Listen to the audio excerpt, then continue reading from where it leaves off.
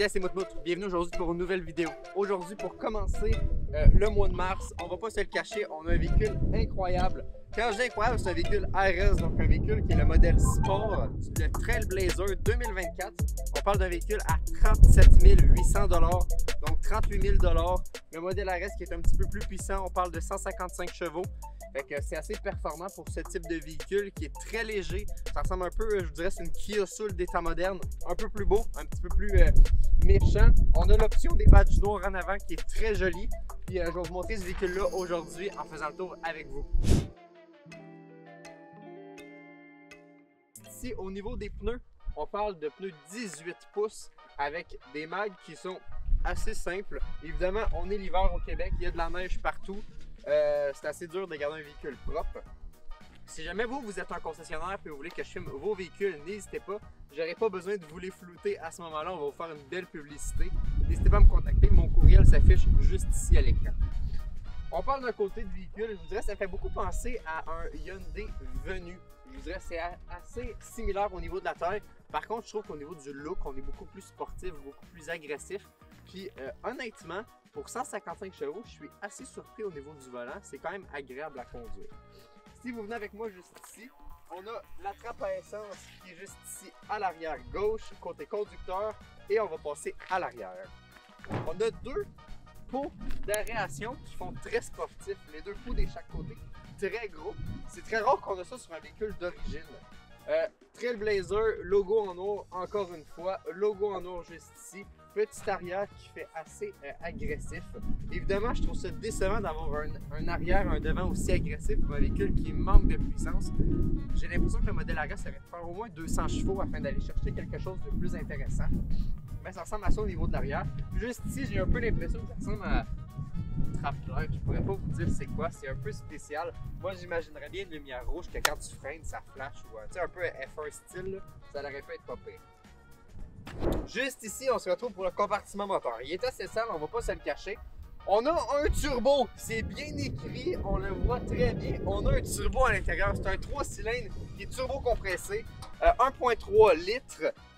Très petit moteur pour ce type de véhicule, mais ça va chercher quelque chose d'assez intéressant, comme je vous disais tout à l'heure, qui nous permet de ne pas avoir l'impression de conduire une Civic ou quelque chose qui est un peu merdique. Au moins, on a un petit peu plus de peur. On va attendre qu'il rentre en crise. On est au Québec, il fait moins 8 les amis. Regardez la neige sur le côté. On l'entend shaker, on voit que c'est un Chevrolet, la qualité n'est pas présente. Et je pense qu'on va passer à l'intérieur tout de suite pendant le temps qu'il vente autant pour vous parler du partenaire de cette vidéo. Ok les boys, on est aujourd'hui à l'intérieur du Trailblazer et aujourd'hui je vais en profiter pour vous montrer le partenaire de cette vidéo. C'est mon partenaire annuel, c'est pour l'année 2025 au complet. BioSteel qui est des produits d'hydratation sportifs. On a un peu tout sur leur site web, le lien est dans la description et si vous utilisez le code Moutmout sur leur site, vous avez 20% de rabais, fait que ça vaut la peine. Dépêchez-vous parce que les Canadiens, il faut supporter le Canada présentement avec les tarifs de Trump. Ok les boys, on est présentement à l'intérieur du Trailblazer. Au niveau des bancs, on est sur des bancs en tissu, ce qui est assez décevant. Par contre, si vous comparez à la vidéo que j'ai faite sur le GMC Terrain Denali, qui est supposé être la coche au-dessus, on est, selon moi, à mon avis, beaucoup plus luxueux à l'intérieur. Quand je vais dire luxueux, oui, on a plus de plastique, mais le rendu est plus beau. C'est moins décevant que quand on est à un Denali qui coûte 45-55 000. Et là, on est dans un véhicule qui est très basique, mais qui fait la job en masse. Je suis assez agréablement surpris pour ce véhicule. Si on regarde le volant juste ici.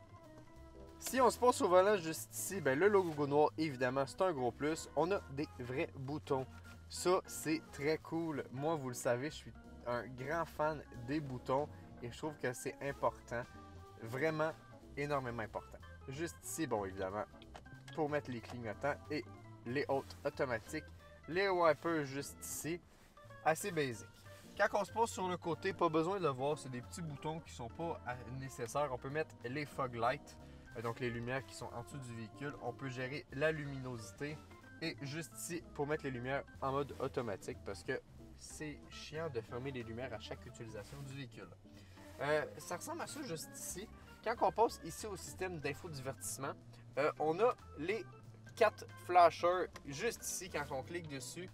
Ça vient s'activer. Je trouve ça spécial comme place où mettre le bouton. La première utilisation que j'ai faite, puisque j'ai fait plus ou moins 400 km avec le véhicule, la première utilisation que j'ai faite, je le cherchais, je ne trouvais pas c'était où, puis ça m'a pris un certain temps avant de le voir. C'est assez spécial, mais c'est bien placé d'une certaine façon.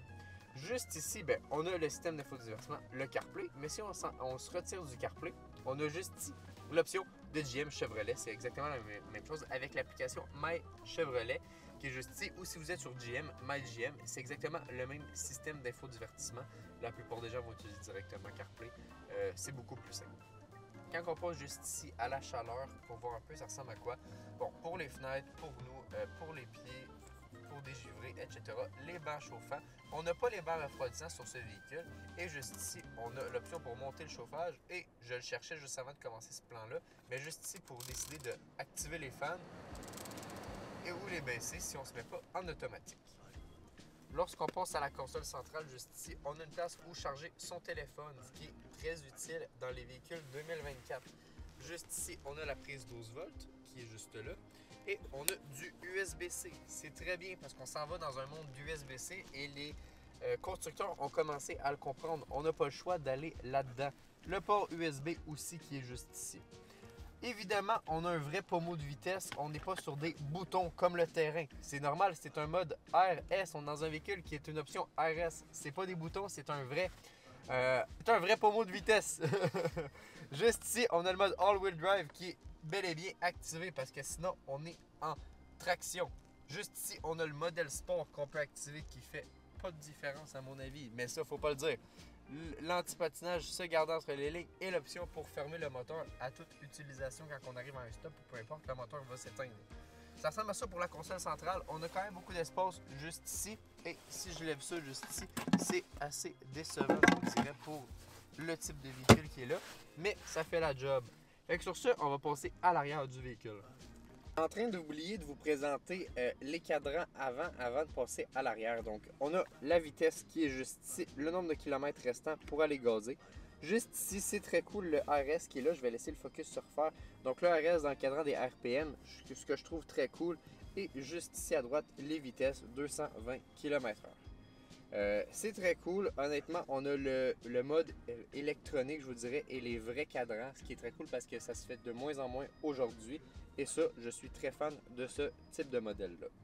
On va passer à l'arrière présentement afin de vous montrer un peu comment on s'assied là-dedans puis si on a de la place dans un véhicule comme ça. Ah, salut! Honnêtement, ça filmait pas, premier degré, mais je m'avais pas assis en arrière du véhicule. Puis quand je me suis assis, j'ai vraiment beaucoup de place. Juste ici, c'est vraiment impressionnant. Si je me tasse juste à droite, juste pour vous montrer, on a penché le banc, mais écoutez, j'ai de la place là. Pour un véhicule aussi petit que ça, j'ai de la place. Puis même si je m'assis au milieu, je vais pas déranger mes deux compatriotes qui vont être assis à ma droite et à ma gauche. Bon, évidemment, on est serré là, c'est un petit véhicule, mais on a même une petite place pour se mettre les pieds, ce qui est très cool. Juste ici, on est sur des bancs qui sont en tissu. Le milieu, je vous dirais, c'est un simili-cuir plastique bizarre. On peut baisser ça juste ici. On a les deux cup holders. On peut remonter ça. Bon, j'ai mis une protection pour pas qu'il y ait de lumière en ce moment. Mais on a quand même beaucoup d'espace et c'est pas confortable. C'est pas wow, je suis content de faire un tour là-dedans. Le dossier est très dur et surtout au niveau de ce compartiment-là, ici, sur le banc. C'est assez dur, c'est pas super confortable, mais bon, ça fait un job là, entre nous deux, on n'est pas dans une Rolls-Royce, il faut vivre avec. On a sur les bancs une place afin de mettre un livre ou mettre des choses. Et juste ici sur la console, je vais vous faire un plan qui va se présenter juste à l'écran. On a une prise, je vous dirais, qui rentre direct dans le mur, là, une prise régulière, afin d'un port USB et un port USB-C, ce qui est très cool.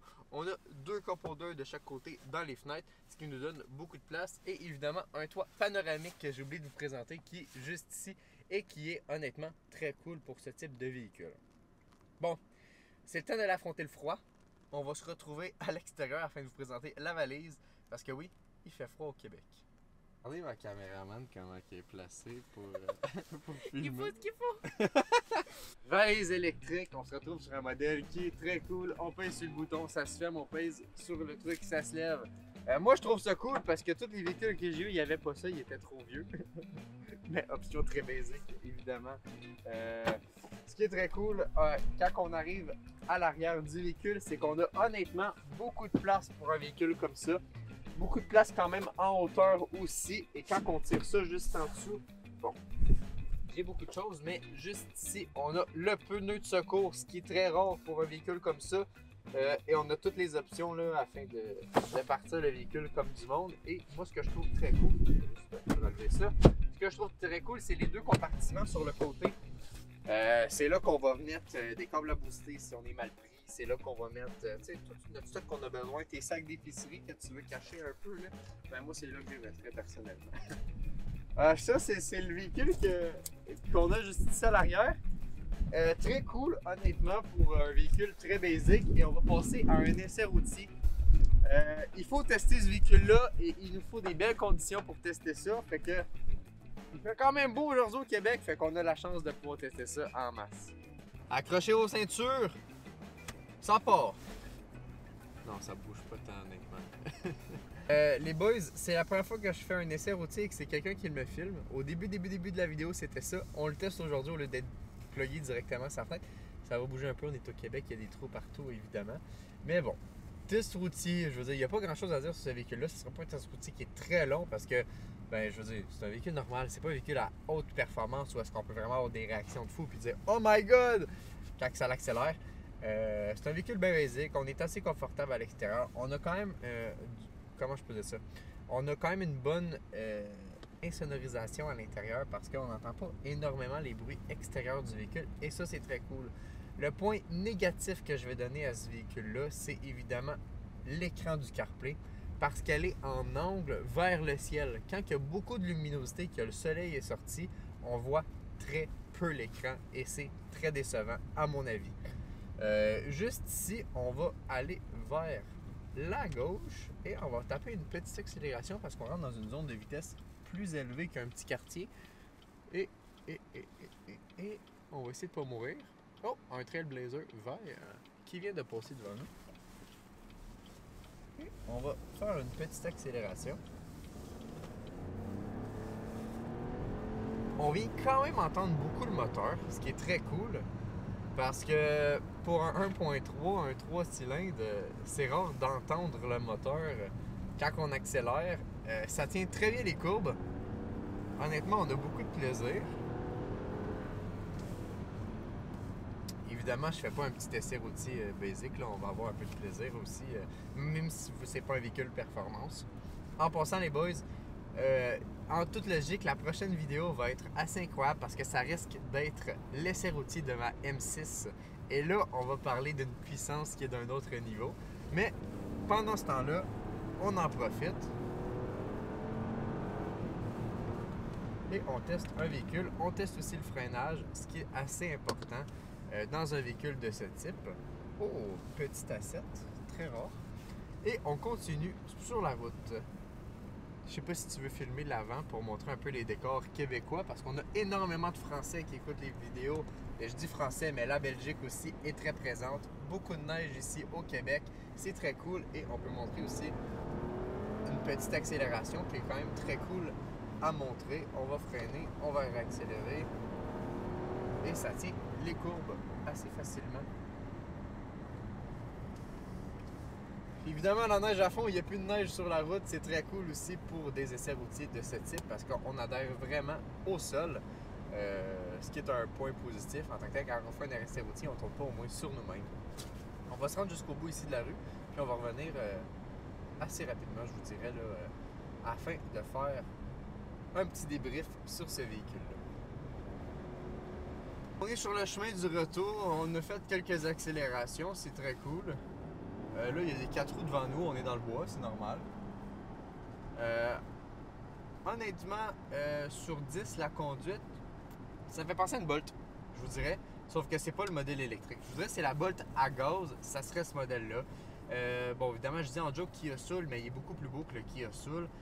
Beaucoup plus performant, ben, je dis beaucoup, mais c'est quand même un peu plus performant au niveau du ressenti de conduite. Le mode sport nous met un petit peu plus de RPM, fait que c'est quand même très cool. J'enlèverais pas énormément de points à ce niveau-là sur ce véhicule-là. Au niveau de la conduite, je pense que le seul point que je peux enlever, c'est le 4 roues motrices que je trouve qui n'est pas très présent pour plusieurs fois où est-ce que j'ai failli glisser puis j'ai failli finir dans le banc de neige. À ce niveau-là, je le trouve un peu moins présent.